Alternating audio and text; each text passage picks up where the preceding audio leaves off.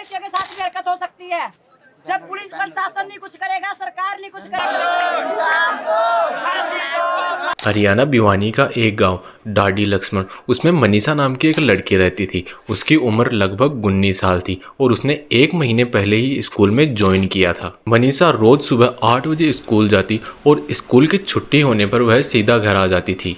11 अगस्त 2025 मनीषा अपने पिता को कॉल करती है और बोलती है कि मुझे आज घर पर आने में देर हो जाएगी। तो सामने से पिता पूछते हैं क्यों, तो मनीषा बताती है मुझे बीएससी नर्सिंग का फॉर्म लेना है। पिता ठीक है बोलकर कॉल कट कर देते हैं। थोड़े टाइम बाद मनीषा वापस कॉल करती है। इस बार कॉल मौसी उठाती है और सामने से मनीषा बोलती है कि एक डिलीवरी बॉय आएगा और वह मेरा सूट लेकर आएगा। तो मौसी बोलती है कि घर पर अभी कोई नहीं है, तुम अपने दादा का नाम बता देना। वह डिलीवरी बॉय सूट दादा को देकर चला जाएगा। 2 बजे के आसपास मनीषा अब स्कूल से निकलती है। वह रोज घर वैन से आती थी और वैन से ही जाती थी, लेकिन आज मनीषा वैन वाले को बोलती है कि आज मैं बीएससी नर्सिंग का फॉर्म लेने के लिए पास वाले कॉलेज में जाऊंगी, तो इसलिए मुझे आने में देर हो जाएगी, आप चले जाइए। और उस कॉलेज का नाम था आइडियल स्कूल कॉलेज। शाम 6:30 बजे के आसपास मनीषा के पिता के पास, जिनका नाम संजय है, उनके पास एक कॉल आता है और वापस कट जाता है। अब मनीषा के पिता को बहुत ज़्यादा टेंशन होने लग जाती है,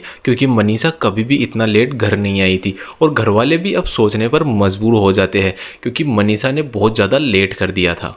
अब संजय मनीषा के स्कूल जाता है, वहाँ पूछताछ करता है तो वह बताते हैं कि मनीषा तो उसी टाइम निकल गई थी। और संजय अब पुलिस को भी कॉल कर देता है। अब पुलिस आती है और संजय से बातचीत करती है और संजय को बोलती है कि तुम्हारी लड़की कहीं किसी के साथ भाग गई होगी, वह जल्दी ही वापस आ जाएगी, तुम टेंशन मत लो। एक पुलिस वाले को ऐसी बात नहीं बोलनी चाहिए। यह सुनकर संजय बहुत ज़्यादा गुस्सा हो जाता है। गुस्से को देखकर पुलिस वाले अब मनीषा को ढूंढने का नाटक करते हैं। रात के 10:30 बजे के आसपास अब संजय को पुलिस वाले बोलते हैं कि तुम एक काम करो, पास में ही लोहारू स्टेशन है, वहां जाओ और मनीषा के नाम की एफआईआर दर्ज करवा दो।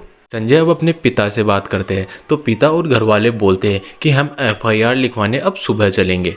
सुबह 9 बजे के आसपास संजय और परिवार वाले लोहारू पुलिस स्टेशन आते हैं और वहां पुलिस को बोलते हैं और मनीषा के बारे में सारी बात बताते हैं। अब संजय सुबह 9 बजे आया था और शाम के 7 बजा दिए, लेकिन पुलिस वालों ने अभी तक कुछ भी नहीं किया था, ना एफआईआर लिखी, और वह सामने से यह और बोल रहे हैं कि मनीषा किसी के साथ भाग गई होगी। यह सुनकर अब संजय बहुत ज़्यादा परेशान हो जाता है और अब वह सीधा आइडियल स्कूल कॉलेज जाता है और वहां जाकर सीसीटीवी की मांग करता है। 13 मई 2025 को लोहारू सिंघानी के पास एक नहर थी। नहर के पास एक रास्ता था, वहां पर एक लड़की की लाश मिलती है। अब एएसआई शकुंतला संजय को कॉल करती है और बॉडी के बारे में बताती है।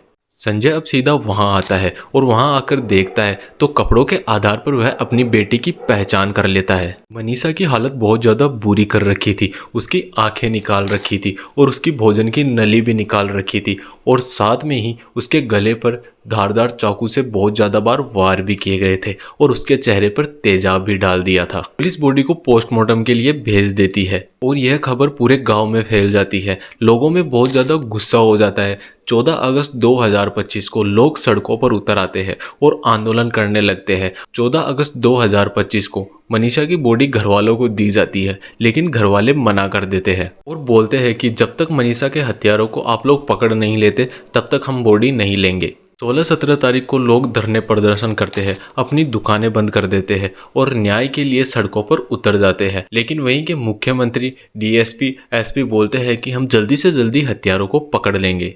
लोगों को दिखाने के लिए एसपी मनवीर सिंह का यहाँ से तबादला कर देते हैं और आईपीएस सुमित कुमार को यहाँ का चार्ज दिया जाता है। एसएचओ अशोक कुमार को लाइन हाजिर किया जाता है और एसआई शकुंतला को सस्पेंड कर दिया जाता है। लोगों का गुस्सा अब भी शांत नहीं होता है। वह बोलते हैं कि सस्पेंड करने पर मनीषा वापस थोड़े ना आ जाएगी। अब मनीषा का वापस पोस्टमार्टम किया जाता है। 18 अगस्त 2025 को सोशल मीडिया पर एक पत्र वायरल होता है। उसमें था कि मनीषा ने 600 रुपये का एक कीटनाशक खरीदा था और पत्र में लिखा था कि सॉरी मम्मी पापा, मैं मेरी वजह से आप लोगों को प्रॉब्लम में नहीं देख सकती। आप लोगों ने मेरे लिए बहुत कुछ किया है। वैसे भी सारे लोग मेरे से बहुत ज़्यादा दुखी थे। मैं सारे ज़माने की बातों से परेशान हूँ। ना मैं पहले गलत थी, ना मैं अब गलत हूँ। बस मैं अपने मम्मी पापा का सपना पूरा करना चाहती थी। मैं बीएससी नर्सिंग करना चाहती थी और अपने माता पिता का सपना पूरा करना चाहती थी। लेकिन मैं आप दोनों पर बोझ नहीं बनना चाहती। आप दोनों बहुत ज़्यादा अच्छे हैं, यह ज़िंदगी देने के लिए थैंक यू। कोई हो तो मेरे मम्मी पापा का ख्याल रखना। यह लेटर मनीषा ने लिखा है। यह अभी तक कंफर्म नहीं है, लेकिन एक आदमी ने गवाही दी है कि मनीषा ने कीटनाशक खरीदा था।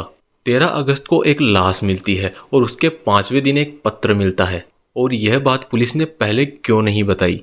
या तो शायद यह झूठ फैलाया जा रहा है पुलिस अपनी नाकामी को छुपाने के लिए। और जो पत्र दिखाया जा रहा है उस पत्र की फोटोकॉपी है, ओरिजिनल पत्र कहाँ है? दोस्तों, इस केस के बारे में मुझे जैसे ही पूरा पता चलता है मैं एक वीडियो और लेकर आऊँगा। अगर वीडियो अच्छी लगी है तो वीडियो को लाइक करें, चैनल को सब्सक्राइब करें और मिलते हैं अपनी नेक्स्ट वीडियो में।